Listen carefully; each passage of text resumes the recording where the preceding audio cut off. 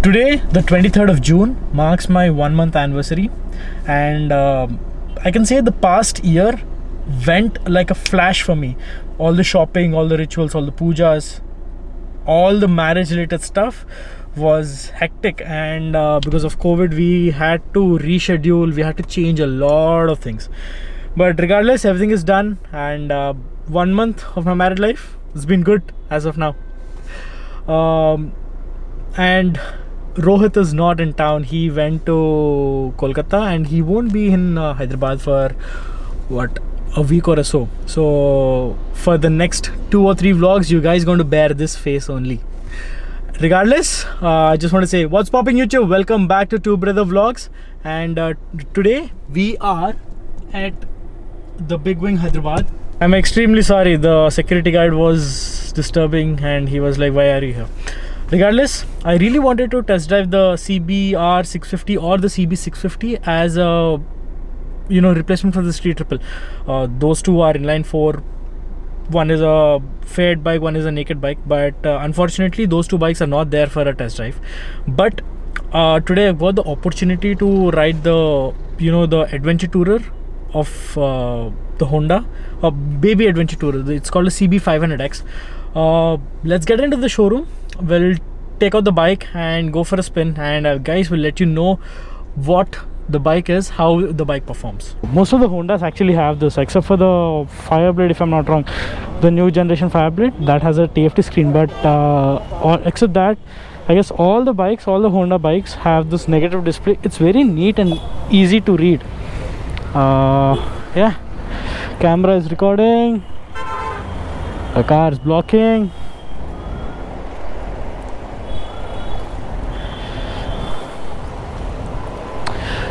Time to crank up the CB 500X. Very smooth, and there you go. Dude, why did you stop me? Look at his rear leg. Mad. It's a mad, crazy beta. Let's get on with the boring stuff first. That the power of the bike is close to 47.5 bhp with 43 Nm of torque, and the ground clearance is close to 180 mm, 181 or something, and the power is actually adequate. It is slightly on par with the 390 Adventure, KTM 390 Adventure, but the power department slightly 4 or 5 bhp more than the 390 Adventure, I can see. And though 390 Adventure is a single cylinder bike, this is a parallel twin, which makes the bike much smoother, extremely smoother when you ride. 4th gear, 35 km/h, throttle it out and it goes like a charm.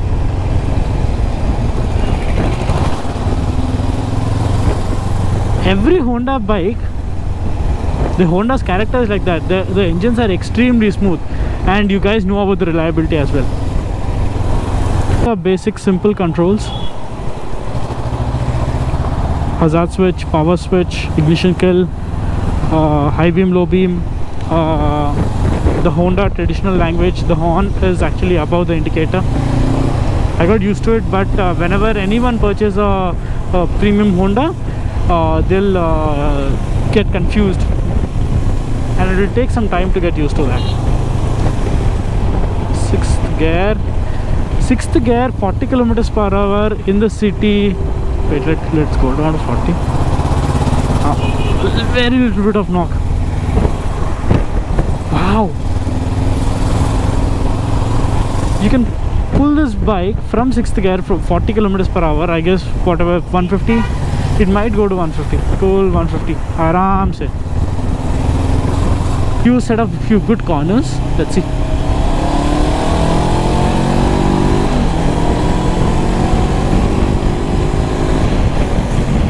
Oh wow. Oh wow. You little fellow.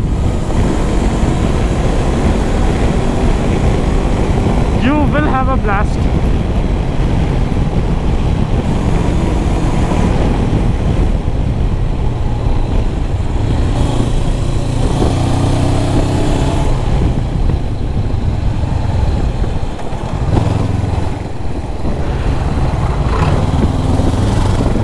it can bend. It can definitely bend, that's for sure. You got a 19-inch front and a 17-inch rear. The bike can bend, no problem with that, not at all. Honest, the bike is very easy to ride. It can be your first big bike to long trips. For example, you can take this bike to Leh Ladakh and you will absolutely feel no stress, because the bike is not under stress. There are zero vibrations on the bike. What I noticed is that the throttle is extremely linear. Though it doesn't have ride-by-wire, the power is very linear and it is very predictable. And the clutch, extremely light. It is actually one of the lightest clutches I've used, and I don't have to say this again, the best gearbox ever. Extremely smooth, butter smooth.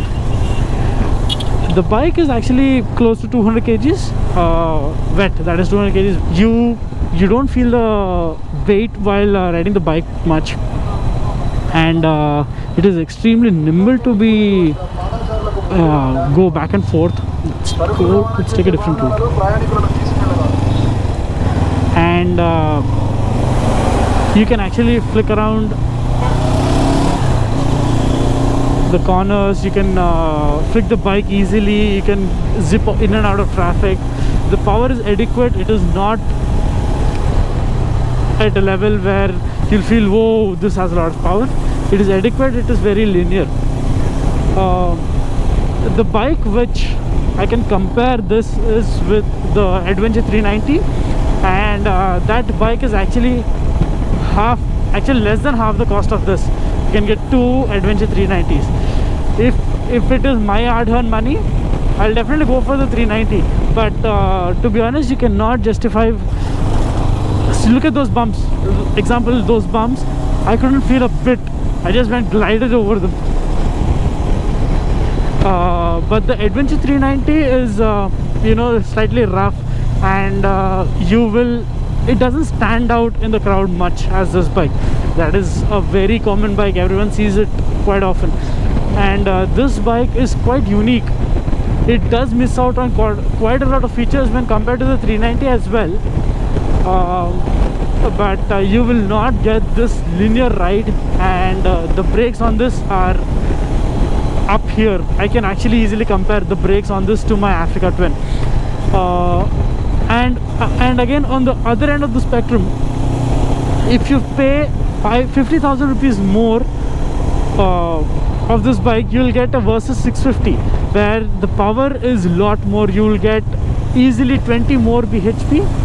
Bike lands at 8 lakhs on road, 7.9 or 7.8 give or take in Hyderabad, and at that price range this bike does not justify itself. Probably if it's somewhere around 4 lakhs, 5 lakhs, I would say this is one of the best 500cc's beginner adventure touring machines out there. It's a very simple bike, extremely simple bike, but in this aspect, simple is expensive. It will not urge you to be very aggressive. It is not like whenever I ride the Speed Triple, I try to be very aggressive, and when I'm on this bike will not urge you to be very aggressive. It will be like आराम से जाएंगे but destination जाएंगे without any hustle bustle. I do know that a lot of you guys will completely eliminate this bike looking at the price bracket where it falls under 8 lakhs is way too much. Even I personally will feel that, but to be honest, ride this bike once, you will understand how extremely smooth this bike is. I've probably said smooth or extremely smooth quite a lot of times in this video already, but that's how I feel. Keep it in 4th gear, keep it in 5th gear, keep it in 6th gear, any speed, the bike will not knock. Buttery smooth gearbox, crispy, creamy engine, good throttle, even though it's not ride by wire, good throttle, extremely impressive brakes, decent windshield, but if you are anywhere above 6 feet, you need extension on top of that. Actually mount panniers to this bike, and we can get on with the journey. The bike will have adequate power for our Indian roads. 130, 140, and probably till 150. It's an ease. I'm pretty sure it will be in very ease on this bike. But the sweet spot, I feel the sweet spot is 125 on this. No vibes at 125. I'm 5 feet 10 inches. I can happily plant both my feet down with a bent leg. So if you're close to 5'9", 5'8 and a half, 5'9", with good riding boots, you will not tippy toe. You can plant your feet down. And the turning radius on this bike, I mean the steering turning radius, the handlebar turning radius, is good. Just going on this rough patch. This is all easy, can be done, no problem.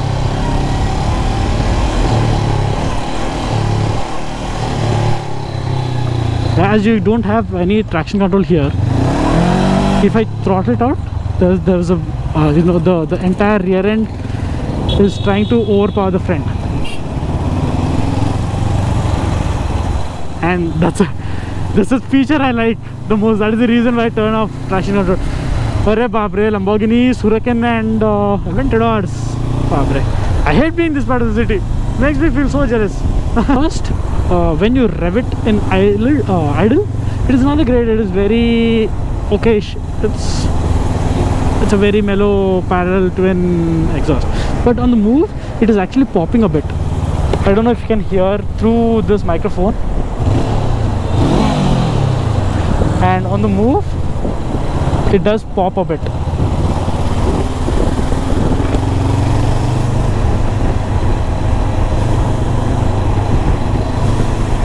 And I can surely say this is not a baby Africa Twin. So single cylinders do vibrate a lot. This is a purebred Honda with a twin cylinder. The engine is extremely smooth. If you don't mind the price bracket, go for this. And when it comes to actually Kawasaki's, the service and the spares are expensive. Hondas are very cheap to maintain. Though this bike is very expensive to buy it first, it is extremely cheap to maintain later on. But that alone fact will not justify the price this bike is coming under. So the bikes which we can compare to the CB500X are it actually falls under a very different bracket. If you look at the power, it actually falls under the KTM 390 Adventure and the BMW 310 GS. It actually has more power, 4 or 5 bhp more than those two bikes. But if you compare the price situation here, it comes between the Benelli TRK 500, the Kawasaki 650 and the V-Strom 650, where this actually is the cheapest among all of those bikes, but the power is again very low when compared to those bikes. This bike is actually a very unique, created its own segment, where the bike is actually very expensive for the power it comes for, but the bike itself is extremely smooth, extremely linear. The brakes are very punchy. It is actually very cheap to maintain, because I personally own a Africa Twin Honda owner. I know how cheap it is to maintain this bike, and the bike is reliable, except for the initial price you keep for the bike. Everything else for the bike, what it offers is, it's simple. The bike is very simple, very easy to maintain, the way very easy to ride. If at all you want to take it to long trips, for example Ladakh, Spiti or Sikkim, all parts of India, it is a breeze. And because it is the tire setup has 90-17, 19 front and the 17 rear, it can do part off-roady stuff as well, soft-roading what it's called. So The bike is not wrong. The bike, for whatever the bike is built for, it is perfect. The price what the bike is offering for, it is not. So regardless, saying this, I just want to say bye. Hope you like this vlog.